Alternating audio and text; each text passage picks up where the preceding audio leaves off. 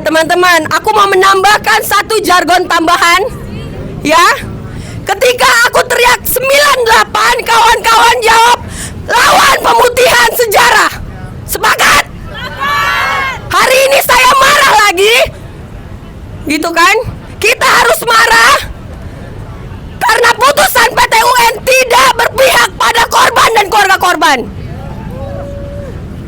Teriakan yang kencang 98. Lawan pemutihan sejarah. 98. Lawan pemutihan sejarah. 98. Lawan pemutihan sejarah. 98. Lawan pemutihan sejarah. Karena tidak sepantasnya sejarah dipermainkan, teman-teman. Hari ini yang akan memandu kita refleksi ada kawan kita Denis dari Brawijaya. Untuk Denis aku persilakan. Hari ini hari Kamis 23 April 2026. Teman-teman semua,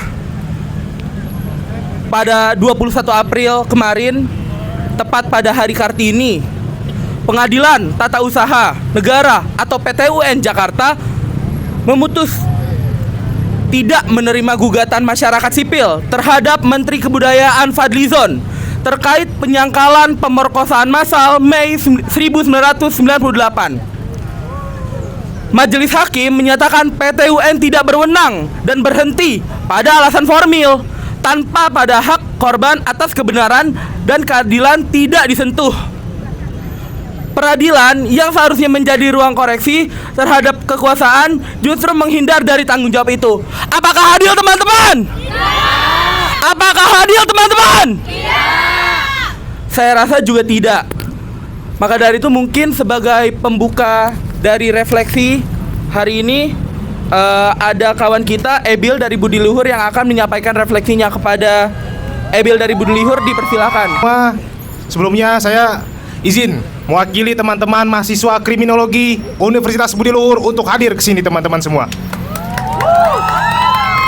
Bagaimana kita melihat kondisi negara hari ini, di mana kebijakan pemerintah berjalan tidak sesuai dengan aspek hak asasi manusia. Mereka mengatakan ini berkelanjutan, ternyata hanyalah sebuah angan-angan. Kalau sekarang memang terjadi berbagai pelanggaran HAM, itu semua karena saat ini siapakah presidennya? Dialah juga pelanggaran HAM, melakukan pelanggaran HAM, kawan-kawan semua. Di mana di dalam sejarah saat ini belum banyak yang terselesaikan. Di mana Menteri Kebudayaan saat ini, dulunya dia sangat lantang bersuara, dulunya dia berada di jalan kebenaran. Tetapi ketika sudah di atas kekuasaan, dia malah lupa apa yang telah dia perjuangkan pada masa lalu. Kawan-kawan semua, apakah benar? Dengan ini kawan-kawan, khususnya yang memang dari kriminologi Budi Luhur, harus memiliki kepekaan terhadap situasi di negeri ini. Percuma kalau kuliah 4 tahun tetapi tidak ada yang dipelajari, tidak peka pada kondisi negeri ini, bahwa pemerintahan saat ini tidak berbudi luhur. Betul teman-teman? Di mana kecerdasan mereka kalau mereka saja lupa dengan apa yang diperjuangkan oleh para pendirinya? Di mana janji revolusi mental 10 tahun yang lalu, yang katanya Wiji Tukul harus ditemui, yang katanya pelanggaran HAM harus diselesaikan, tetapi tidak ada hasilnya sama sekali. Apakah benar, teman-teman? Dengan ini kami menuntut pemerintah saat ini untuk menyelesaikan soal pelanggaran HAM. Dan teman-teman, apakah adil, teman-teman?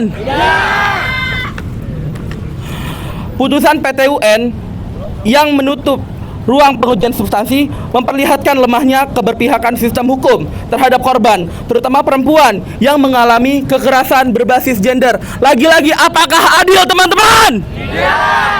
Apakah adil, teman-teman? Tidak. Saya rasa juga tidak.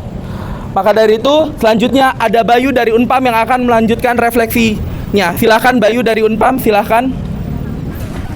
Sehari saja, andai kemanusiaan lahir pada semua hati manusia, dan Sisyphus tak lagi mendorong sebongkah batu, sudah kau peluk penderitaan, tangis-tangisan yang di sudut malam.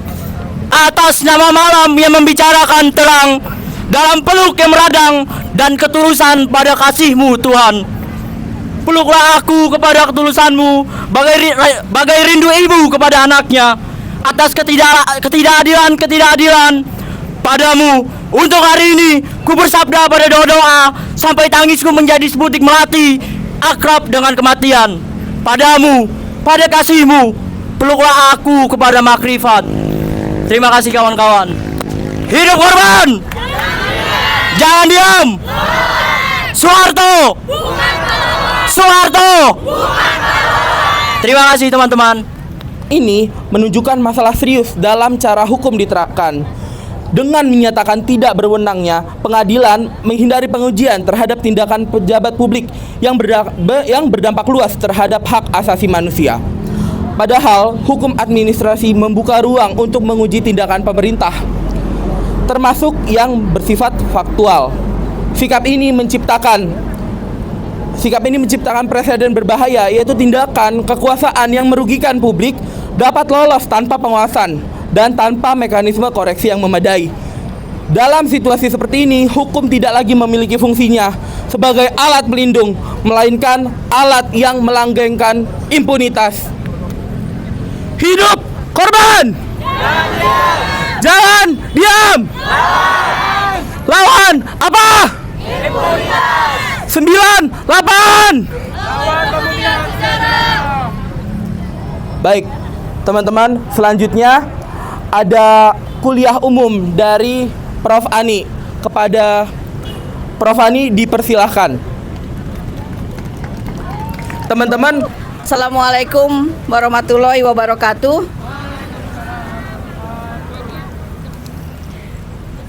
Hidup korban! Jangan diam! Terima kasih teman-teman semua. Bu Sumarsi, terima kasih undangannya untuk hadir pada Kamisan ke-905. Ini kehormatan buat saya hadir pada sore ini bersama teman-teman sekalian. Topiknya hari ini kita bicara tentang penyangkalan negara lewat keputusan Petun tentang kekerasan massal, kekerasan yang terjadi pada tahun 1998. Saya ingin katakan 1998 itu saya itu udah lahir, udah besar, udah jadi ketua jurusan di UI.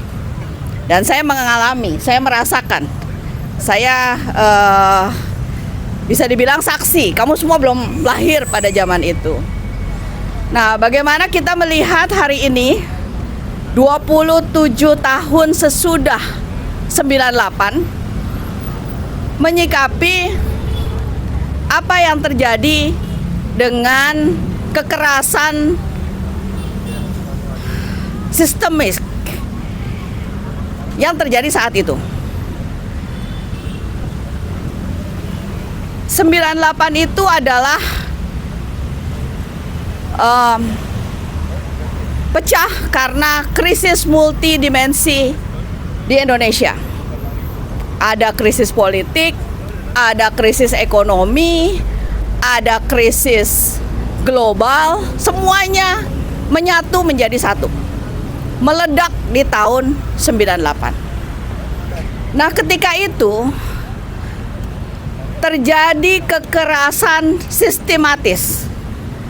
Jadi bukan saja terjadi penjarahan, bukan saja hanya terjadi perampokan, kekerasan, tetapi ada juga tindakan-tindakan yang menyasar kelompok etnis tertentu dan gender tertentu, yaitu kelompok etnis Tionghoa, dan ada kekerasan, ada rape sistematis. Korbannya banyak, tetapi suasana saat itu tidak memungkinkan semua korban itu mau bicara. Takut, trauma, viktimisasi gitu ya. Jadi, tapi kemudian kita para kasus itu juga kemudian dibuka dan di follow up lewat tim gabungan pencari fakta.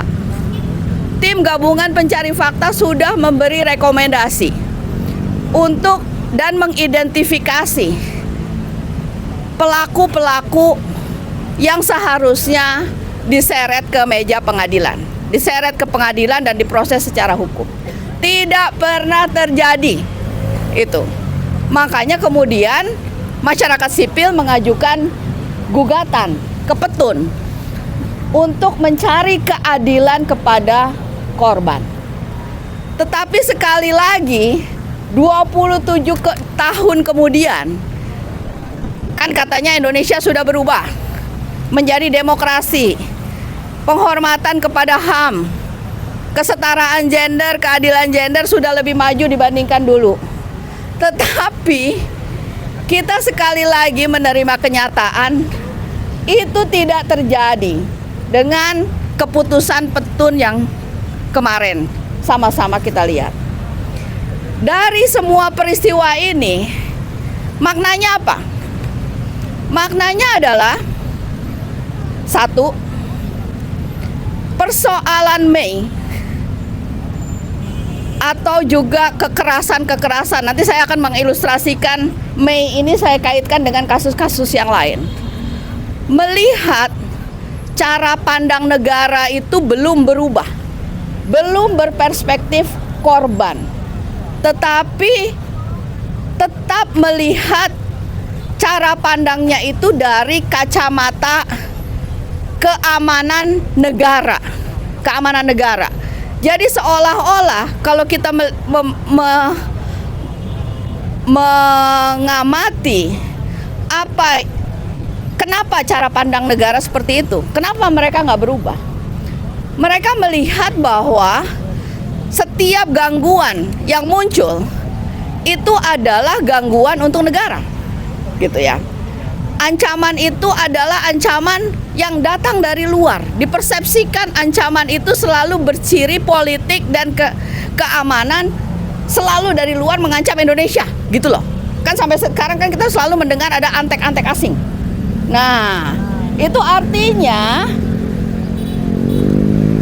perspektif tentang keamanan belum bergeser ke arah perspektif yang mengutamakan korban. Hari ini kita melihat kasus-kasus di Indonesia maupun kasus-kasus global. Sebut misalnya persoalan ancaman itu tidak selalu datang dari luar, ya kan? Ancaman itu bisa datang juga dari dalam negeri sendiri, kan?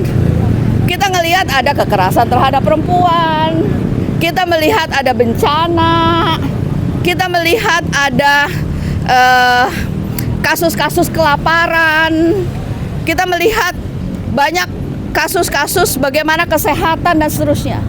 Jadi hari ini itu adalah udah sangat usang cara pandang yang mengutamakan lensa negara melihat bagaimana mendefinisikan keamanan. Kita harus bergeser, keamanan itu harus dimaknai sebagai memfokuskan kepada keamanan individual. Keamanan individual itu artinya apa? Kita harus, setiap individu itu harus bebas, freedom from fear, gitu, bebas dari rasa ketakutan, freedom of one. Jadi itu basis dari yang namanya human security. Kita harus kebutuhan dasar kita, pendidikan, kesehatan, itu harus menjadi jaminan. Negara yang kuat itu adalah negara yang memberi itu. Hari ini 27 tahun sesudah 98 kita masih menyaksikan apakah freedom of fear, dari fear, ketakutan itu kita masih alami. Masih kan? Kasus doxing, kasus persekusi, kalau kita bicara berbeda dianggap provokator, dianggap ancaman, dianggap kemarin kita melihat ada kasus Saiful Mujani dan seterusnya. Kita belum bebas dari itu. Freedom of one, from one. Basic needs kita kemarin ketika kita melihat saudara-saudara kita di bencana di Aceh dan di Sumatera Utara, kita melihat bahwa bagaimana basic needs of the people itu tidak menjadi prioritas, gitu ya. Nah, di belahan yang lain, kalau kita hanya melihat keamanan dari perspektif negara, kita melihat saudara-saudara kita di Palestina, di Iran, gitu ya. Apa yang terjadi? Perang negara lawan negara. Rakyat kan nggak ada yang kepengen perang, kan pengennya damai. Kalau perang kita nggak bisa sekolah, kita nggak bisa kerja, rumahnya porak-poranda, gitu kan? Nah, itu yang terjadi di Palestina, yang terjadi di Iran. Kita ngelihat rumah sakit, sekolah, dan semuanya pasti hancur, gitu ya. Artinya perang itu diinisiat oleh negara yang saling bersaing satu sama yang lain. Dampaknya itu akan memukul masyarakat. Ketika memukul masyarakat, itu dampaknya berbeda-beda, laki dan perempuan. Kalau kita bicara dimensi gender, yang perempuan dia bukan hanya bisa mati di situ. Kalau dia bisa ada kekerasan seksual, kena rape. Kalau dia hidup, dia harus mengungsi, ya nggak? Matinya pelan-pelan, mengungsi. Anaknya putus sekolah. Secara ekonomi bagaimana dia makannya? Suaminya mati. Panjang ceritanya, gitu ya. Itu di Gaza. Kalau kita fokus pada keamanan, definisinya yang didefinisikan oleh negara tuh ngeliatnya kayak gitu. Selalu ada ancaman terhadap negara yang lain. Negara yang lain tuh saingan, gitu. Itu dampaknya berbeda-beda. Buat laki, buat perempuan, buat masyarakat. Lebih banyak destruktifnya. Nah, ini yang kita katakan. Jadi hari ini ketika kita bicara keamanan manusia, kita bisa melihat bahwa sisi keamanan manusia itu sangat multidimensi dan sangat lebih penting untuk bisa menjadi prioritas. Kasus 98, kasus rape, kasus fakultas hukum, gitu ya. Itu kan memperlihatkan betapa kita melihat ancaman keamanan tidak datang dari negara yang lain, datang dari diri kita sendiri. Jadi kira-kira itu sih yang bisa saya sampaikan untuk kuliah pendek sore ini. Mudah-mudahan ada manfaatnya, mudah-mudahan bisa dilanjutkan gerakan-gerakan ini. Jadi kita setuju untuk hidup korban, lawan. Terima kasih semuanya. Saya kembalikan kepada